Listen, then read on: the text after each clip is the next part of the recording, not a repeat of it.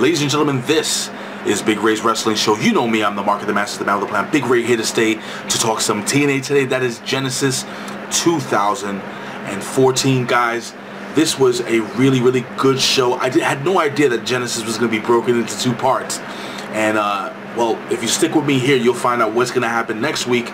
But, guys, before I jump into this pay-per-view or this free pay-per-view recap, guys, please be sure to check out the hashtag Can-Am Wrestling Show this Saturday night, Eastern Standard Time, with my brother from the North, Mr. Andre Corbeil. That's Andre. You can follow him on Twitter at Andre_Corbeil. Guys, we're going to have a big guest. Let's just say he's about 6'4", over 260 pounds, a bad attitude, ladies and gentlemen. I'm not going to tell you who it is. You're just going to have to tune in. That's this Saturday. Again, 8 p.m. Eastern Standard Time. Can-Am Wrestling Show. So, Rockstar Spud is in the ring, and Rockstar Spud calls for his queen, Miss Dixie Carter, the queen of TNA. He calls Dixie Carter to the ring, and Dixie quickly addresses the AJ Styles situation, and it's basically a long I told you so. She then proceeds to talk about how this is a new beginning, a genesis, if you will, no pun intended, I'm sure.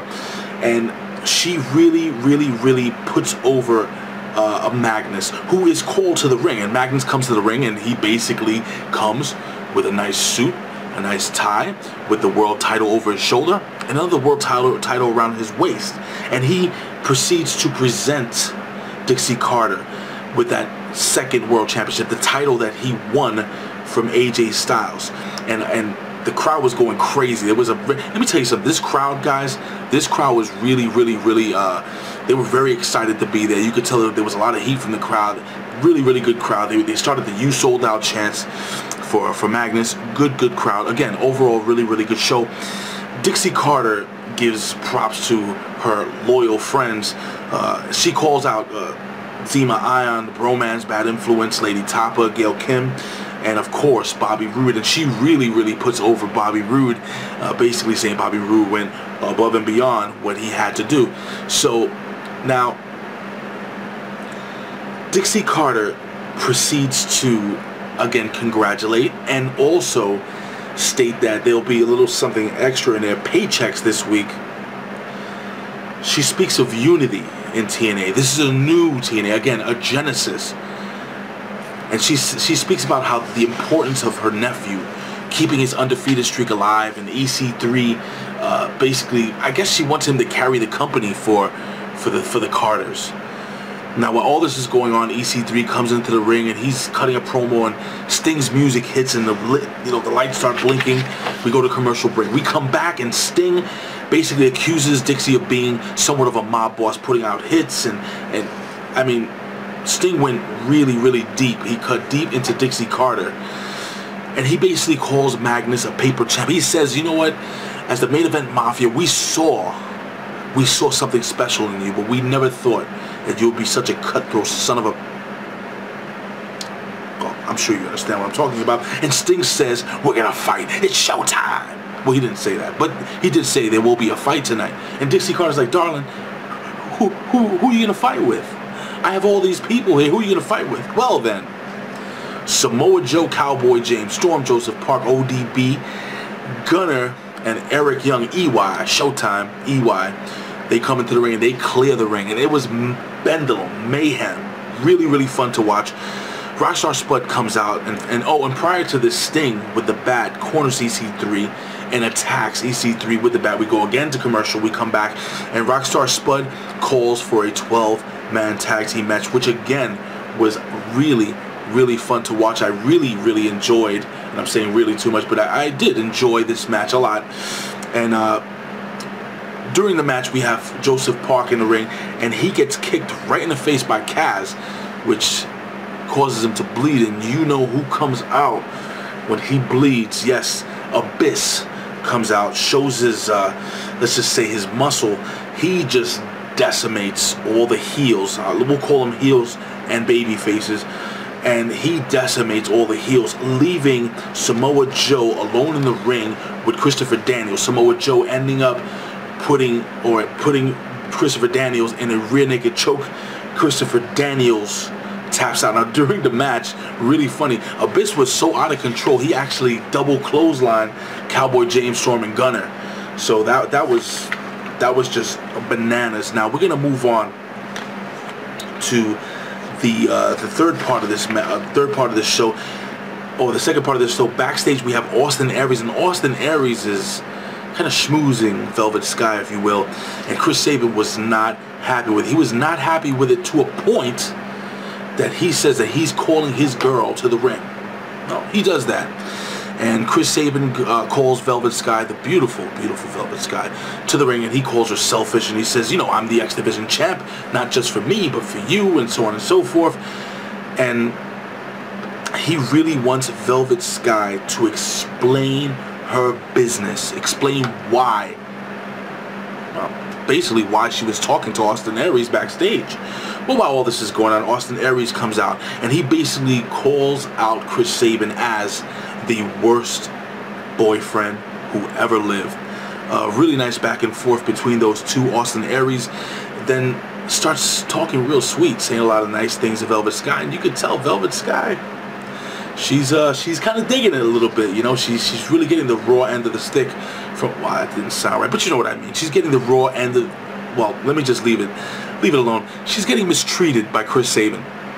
And Chris Saban basically goes back and forth with Austin Aries. Austin Aries then challenges Chris Saban for an X Division championship match next week. But the kicker is, he says, you're going to have to do it alone.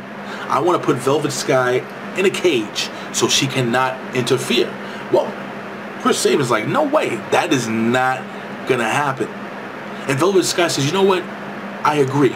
It is going to happen. Because I need a man that's going to support me. I need a man that can stand up for me. And she basically tells Chris Saban, if he doesn't win next week and defends his title, she's leaving, and she may find somebody a little more suitable. I have my cell phone there. I'll be waiting for a call next week. Yeah, we can all wish. But anyway, now we go backstage, and backstage Samuel Shaw. Now I can't remember the name of this gentleman, but he's a gentleman that works backstage.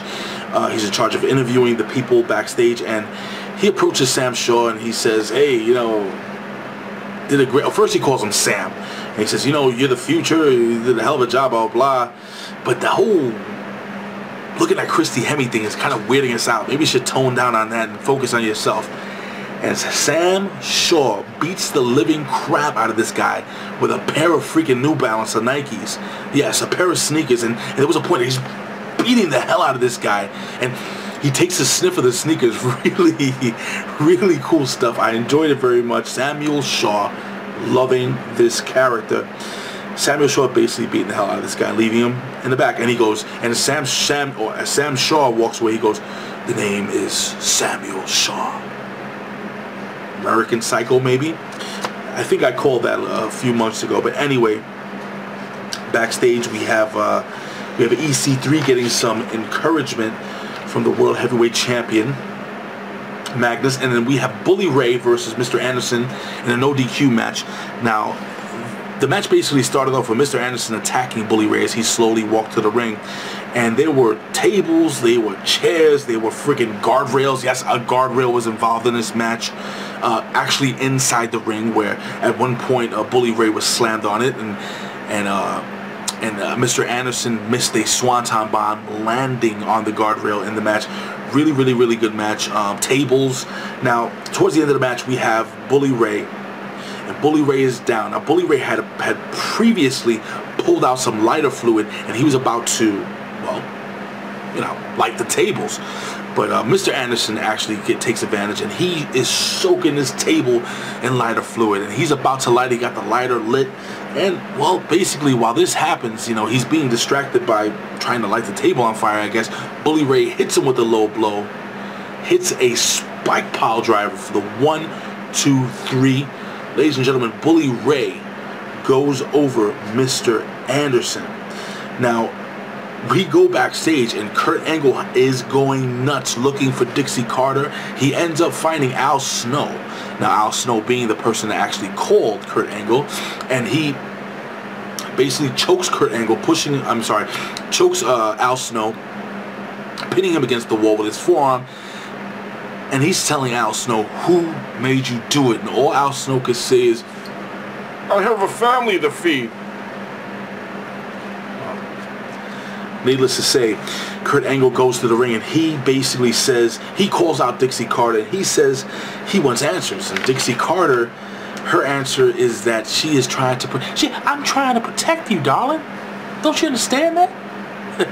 Well, Kurt Angle basically says, I want you part of the team, Kurt.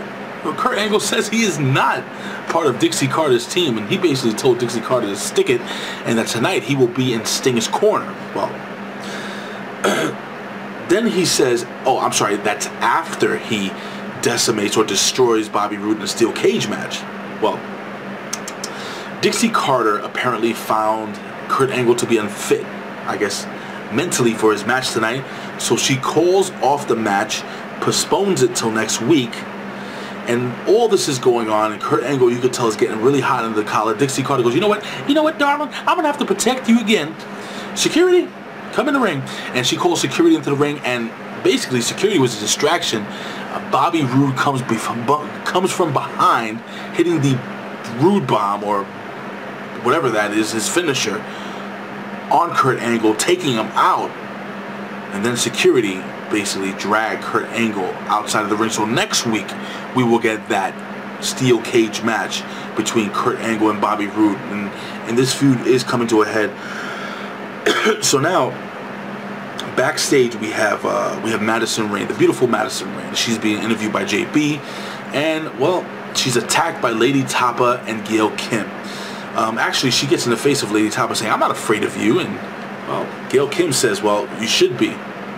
And they attack her, and we proceed to the match. Now, during this match, Lady Tapa was a nuisance, let's just say. And at one point, Madison Rayne is outside the ring, and she is getting choked. And the referee says, you know what, enough is enough is enough. You are out of here. Throwing out Lady Tapa. So it's one-on-one Madison Rayne and Gail Kim actually strapping on that corner post figure 4 leg lock. Can really hurt somebody in real life, guys. Don't think it's all fake, guys. Anyway, so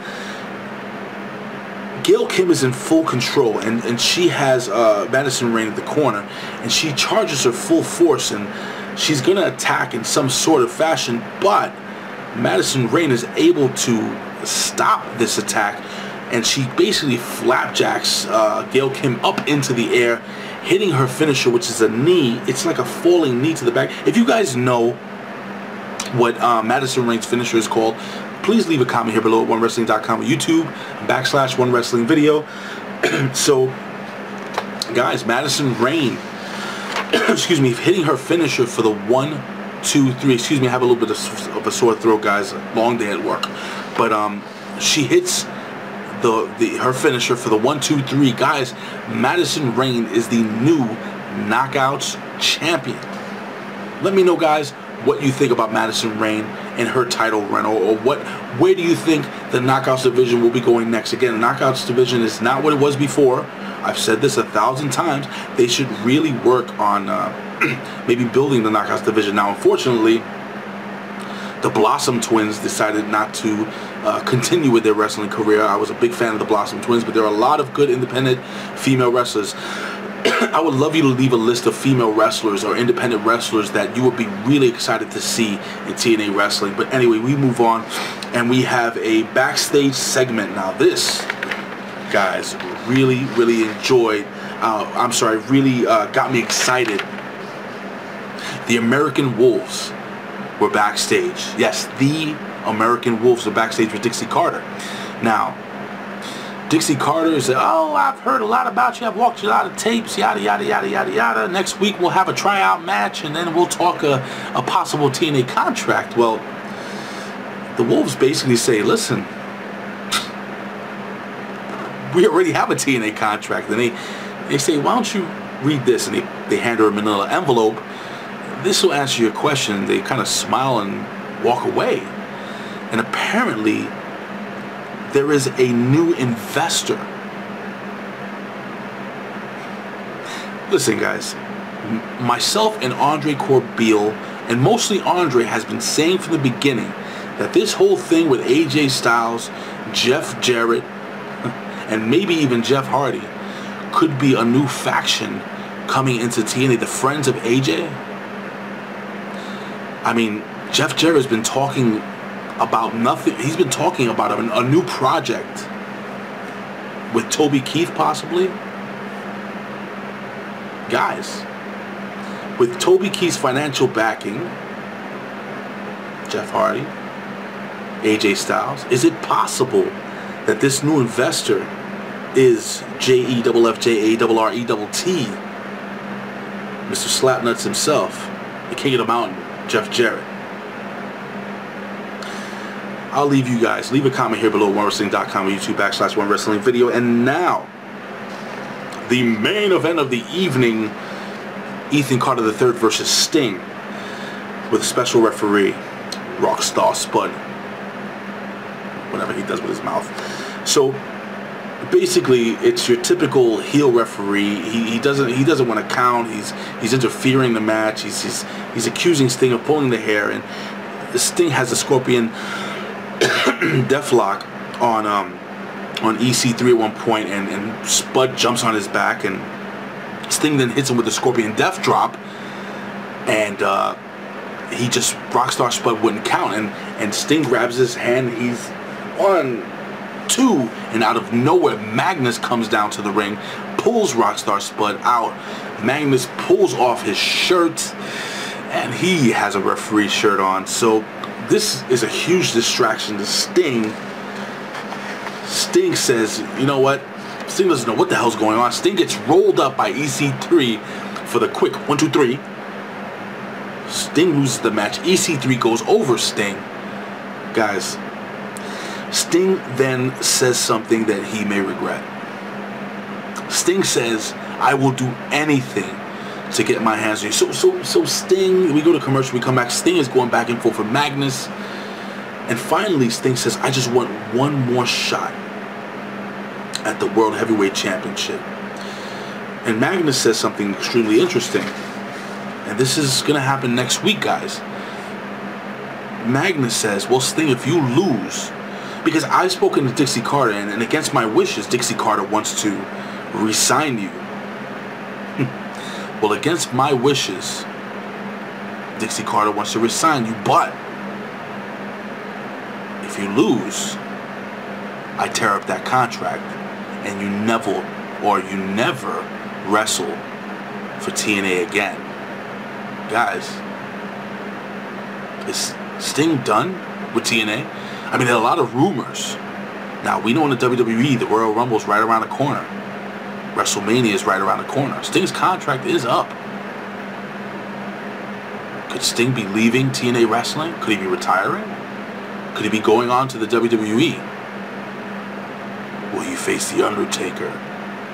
Guys, I want to hear from you guys. It's going to be really interesting next week. Next week we will have part 2 of Genesis. Guys, I say this every single week, and it's really good to be back, by the way. I would do this for a living, but if I can, I would do it anyway. Why? Because I love talking wrestling. Guys, you can find us here every single week at OneWrestling.com. YouTube/OneWrestling video. You can follow us on Twitter at OneWrestling. Hey, follow me on Twitter at Big Ray Show. Don't forget to follow my Canon brother from the north, Mr. Andre_Corbeil on Twitter. And of course, the godfather of OneWrestling.com, Mr. Bill Apter at Apter One Wrestling. Guys, it has been a pleasure. I want to see you this Saturday for our big guest, the Can-Am Wrestling Show. Hashtag Can-Am Wrestling Show. It's going to be really interesting next week. Genesis Part 2. I will see you. Not at the matches. That's Bill's line. But I'll see you next week, guys. Peace. It's good to be back. Bye.